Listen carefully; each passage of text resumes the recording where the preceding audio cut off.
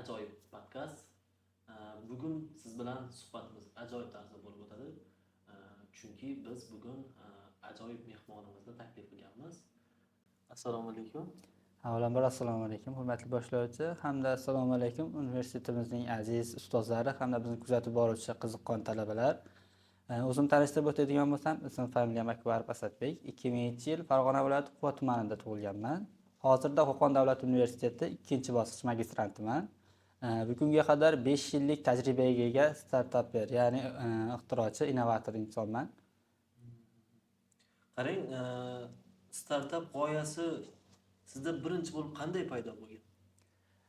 O'zim yoshligimdan har xil texnika vositalarini, ya'ni uyda bor, hamma uyimizda bor texnika vositalarida tuzatishga, buzilib qolsa tuzatishga yo ichini ochib ko'rishga, o'rganishga harakat qilardim. Shu bois shu yo'nalishga ilk qadamlarimni maktabda o'qib yurgan paytimda kollej bosqichlarida sekin-astalik bilan rivojlantirib, keyin hozirda yetuk desak bo'ladi, startapper darajasiga yetib keldim.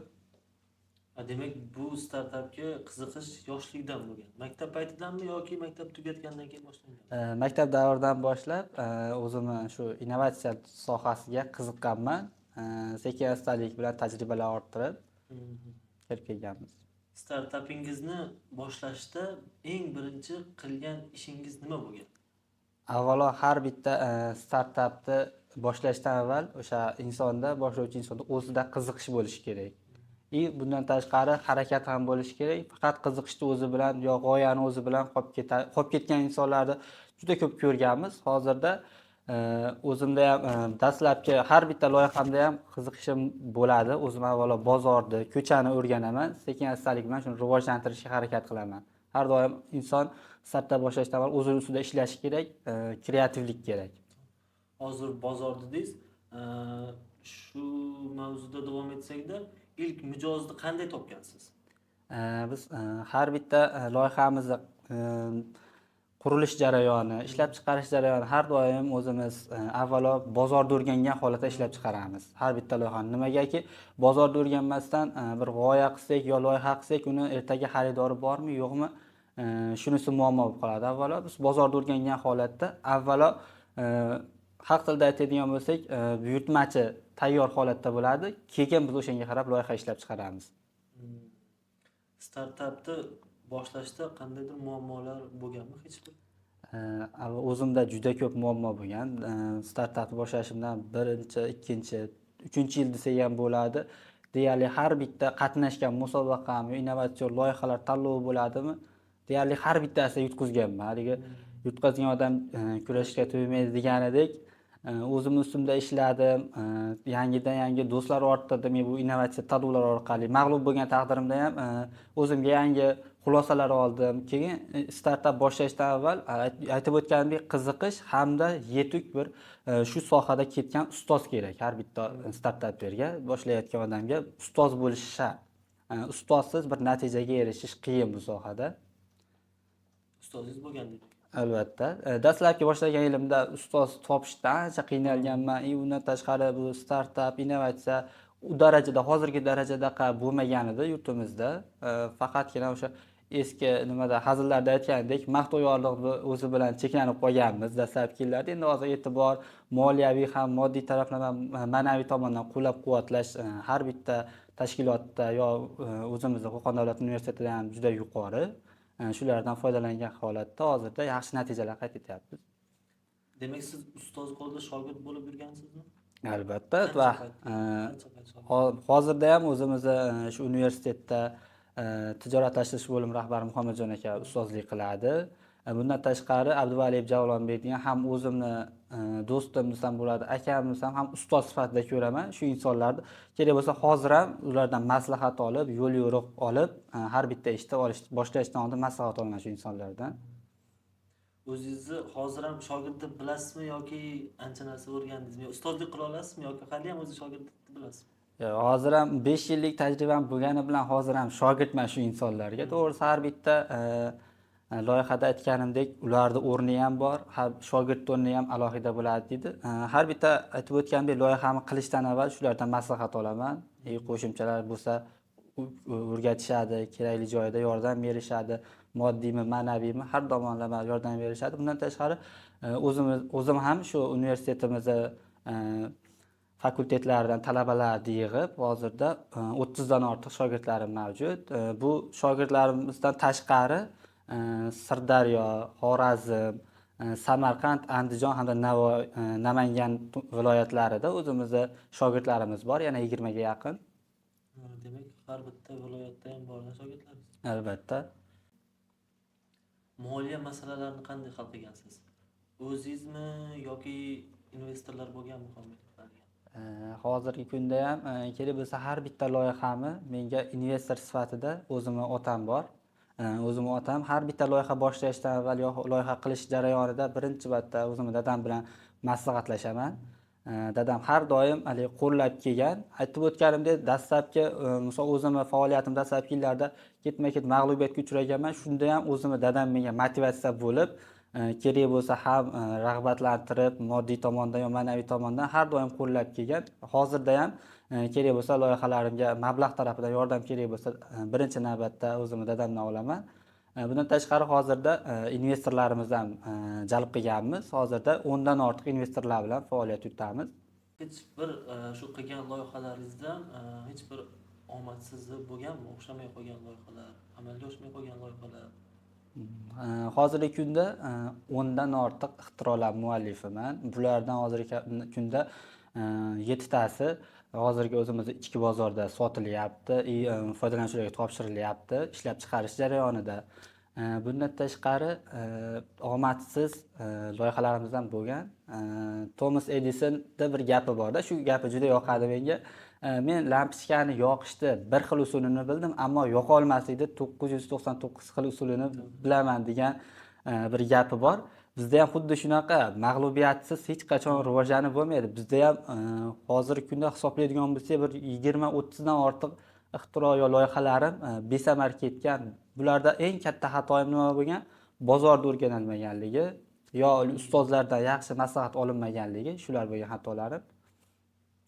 Demak, bu xatolardan xulosa chiqarib, sekin kuchayib, o'zgarib, o'zlashtirib yaxshi. Bu loyihalarni kengaytirish bormi, yana kengaytirish bo'yicha rejalar, yana o'sish, yana boshqa joylarga olib chiqish? Albatta, hozirda bu loyihamizning nomi sir bo'ladi. Hozirgi kunda bitta loyihamiz bor.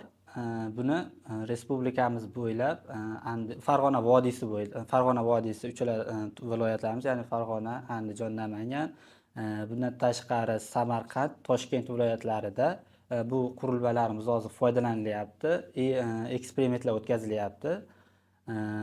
Bundan tashqari yana 3 ta loyihamiz respublikamiz bo'ylab ba'zi markaziy shaharlarimizda sotilyapti. Bu loyihalarimiz bizda asosan hozirgi kundagi loyihalarimiz tibbiyot yo'nalishida. Tibbiyot yo'nalishida o'sha tibbiyot markazlarida, davlat tashkilotlarida foydalanilyapti. Hozir sizni o'qituvchilar, universitet, kursdoshlaringiz, do'stlaringiz qo'llab-quvvatlash qay darajada hozir? Hozirgi kunda universitetimiz rahbariyati tarafidan har bitta kerak bo'lsa tanlovga borganimda yo yaxshi natijalar qayd etib kelganimda moddiy yo ma'naviy rag'batlantirish doimo bo'lyapti. Shu tarafidan biz xursandmiz. Bizga misol ozmi ko'pmi e'tibor rahbariyatimiz, ya'ni Qo'qon davlat universiteti tarafidan imkoniyat moddiy tomonlama bizga rag'bat berilyapti. Shu tarafdan biz juda xursandmiz. Bundan tashqari o'zimizni ustozlarimiz yo fakultetimizda yo bizga dars beradigan ustozlarimiz yo o'zimizni gruppadosh do'stlarimiz ham ancha iliq kutib oladi. Har bitta musobaqaga borib kelganimizda, yaxshi natijalar qayd etganimizda kelishib yaxshi imkoni boricha bizni qo'llab-quvvatlashadi. Dalda berib turishadi. Kelgusi 1 yil ichida shu loyihalaringizni, startaplaringizni qayerda ko'rasiz? Yuqorida ta'kidlab o'tganimdek, hozirgi kunda bizda 4 ta loyihamiz sentral respublikamiz markaziy shaharlarida mavjud. Shu loyihamizni keyingi 6 oy ichida biz har bitta kerak bo'lsa har bitta qishloqlarga joylashtirmoqchimiz. Bundan tashqari chetga o'zimizning Markaziy Osiyo davlatlariga eksport qilishni oldimizga plan qo'yganmiz. Bu borada hozirda Qozog'iston hamda Qirg'iziston davlatlarini mutasaddilari bilan kelishuvlar bo'lyapti. yaqin orada xushxabar bilan chiqamiz. Siz o'zingiz investorlarga qanday taklif yoki chaqiruv bilan chiqqan bo'lardingiz? O'zimiz investorlarga birinchi navbatda bu startapni tushuntirib berish jarayonida startap o'zi aslida kelajak degan ma'noni anglatadi. Ya'ni o'sha investor insonga bu mablag'larni kelajakda hali ko'paytirish degani. Bu startap hech qachon o'lmaydigan soha. Chunki bu aytib o'tgandek har tomonlama o'ylangan, har tomonlama masalalarni hal qiladigan bir g'oya, loyiha bo'ladi. Shuning uchun o'zimizga keladigan investorlarga birinchi navbatda biz kelajak degan nimani tushunchani beramiz va hozirgi kunda aytib o'tganimdek investorlar bilan ham ishlash jarayonidamiz. Demak, kelgusida shu startaplarni boshlamoqchi bo'lgan, loyihalar boshlamoqchi bo'lgan talabalarga qanday maslahat berasiz? Avvalambor o'zimizni universitetda, ya'ni Qo'qon davlat universitetida shu innovatsiyaga, startaplarga qiziqadigan talabalar bo'lsa, o'zimiz bilan ishlashga chaqirib qolamiz. Biz bu jarayonda ulardan hech qanaqa pul yo bir boshqa moddiy bir narsa talab qilmaymiz. Faqatgina o'zida qiziqish yo harakat bo'lsa, kelsa o'rgatamiz. Kerak bo'lsa birga loyihasi bo'lsa, pul tikadigan joyi bo'lsa, investorlik ham qilaveramiz. Biz ham o'zimizga yarashali moddiy bazamiz mavjud. Ishlashimiz mumkin. Avvalo startapni qiladigan odam shu sohaga qiziqsin degan har bitta talabaga yoki shu masalan ustozlarimizga ham taklif qilish mumkin. Shu yo'nalishga qiziqib kelsa biz ishlashga doimo tayyormiz. Aytib o'tganimdek, universitetimiz bo'ylab juda ko'p talabalar bilan ishlaymiz bu yo'nalishda. Hozirgi kunda sekin-astalik bilan talabalarimiz yutuqlarga erishyapti. Endi shu jarayonda bizni ham oz bo'lsa ham hissamiz borligidan juda xursandmiz. Universitetimiz rivojlansa yo tanilsa, bu bizga ham bir katta baxt degani. Demak, ko'rib turganingizdek, aziz talabalar, ustozlar, bemalol qanday loyihalaringiz, startaplaringiz bo'lsa, bemalol murojaat qilishlaringiz mumkin va shu yerda oxirgi yakun so'zingiz bo'lsa, bemalol aytib o'tishingiz mumkin. Avvalo har bitta o'zimizni talabalar, ustozlarimizga har bitta boshlagan ishida omad tilayman. Bundan tashqari shu o'zim startaper bo'lganim uchun bu sohaga qiziqadiganlarni yana bir ta'kidlab o'taman, hamkorlikka chorlaymiz. O'zingiz ustida ishlang, har doim rivojlaning. Harakatdan hech qachon to'xtab qolmang. Rahmat. Ajoyib suhbat uchun. Charchamang, ishlaringizda omad va bizni ijtimoiy tarmoq orqali kuzatib borayotgan sizlarga, siz aziz tomoshabinlarga ham tashakkur izhor etamiz. Sog' bo'linglar, salomat bo'linglar, o'zinglarni